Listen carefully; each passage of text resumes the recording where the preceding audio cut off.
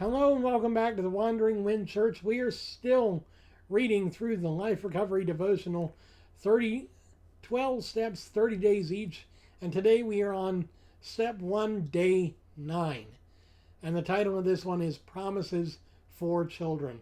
Our Bible reading for today is Genesis 21, 1 through 21.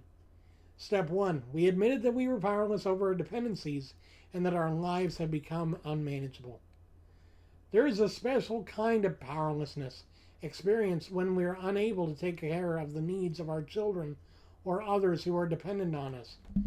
For those of us raised in dysfunctional families, there are grief and fear associated with watching our children suffer as the effects of our own past fall upon them.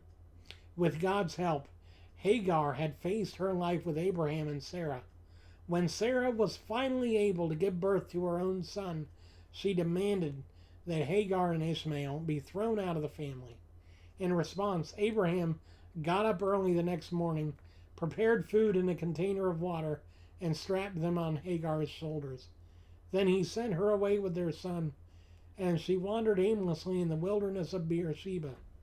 When the water was gone, she put the boy in a shade of the bush. Then she went and sat down by herself about 100 yards away. "I don't want to watch the boy die," she said, as she burst into tears. But God heard the boy crying, and the angel of God called to Hagar from heaven, "Hagar, what's wrong? Do not be afraid. God has heard the boy crying as he lies there. Go to him and comfort him, for I will make a great nation from his descendants." Then God opened Hagar's eyes, and she saw a well full of water. She quickly filled her water container and gave the boy a drink. God doesn't forget his promises toward us or toward our children. When we are powerless to help them, God is listening to their cries and ours. We can expect God's help when we are powerless to help our children. He loves them even more than we do. Our problems won't seem so impossible if we let God handle them. That is very, very convicting, honestly, because I tend to, in times of distress, in times of worry, I worry about taking care of Mom because she lives with me.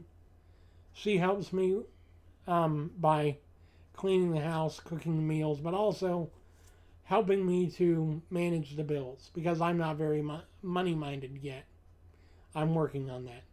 But the fact that there have been times that I haven't been able to provide for her distressed me so much. I was looking for any and every way to do so. But I forgot one way. I forgot that I could call on God and he would hear me and he would give me an answer. He might not give me the answer I want or the answer I think I need. Honestly, there have been times I've thought I'd needed one answer and he gave me a completely different one. But you know what? That's how God works. He gives us what we need, not what we think we need, not what we want, not what we're expecting to get.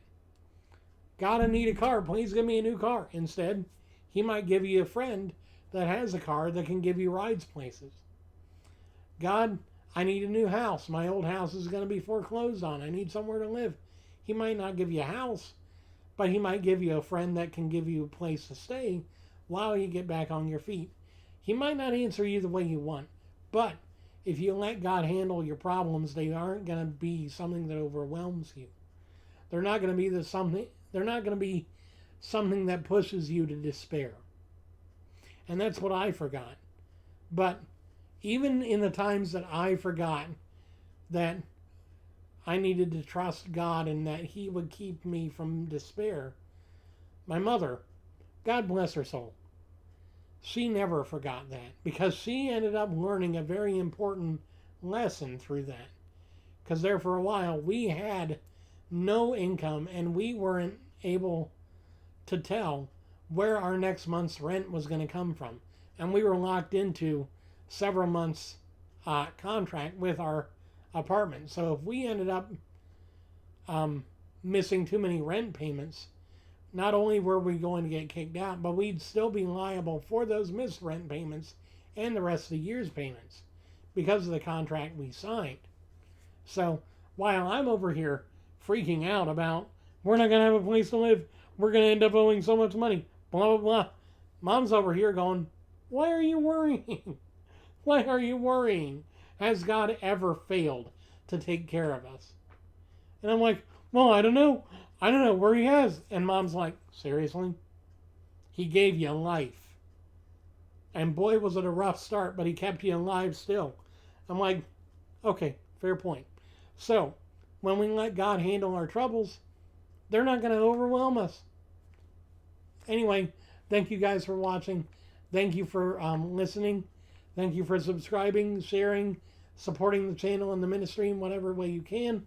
And until next time, God bless you. And remember, we do not recover in leaps and bounds, but with every step that we take. Take a small step today, and you'll take a giant leap in the future. Thank you so much.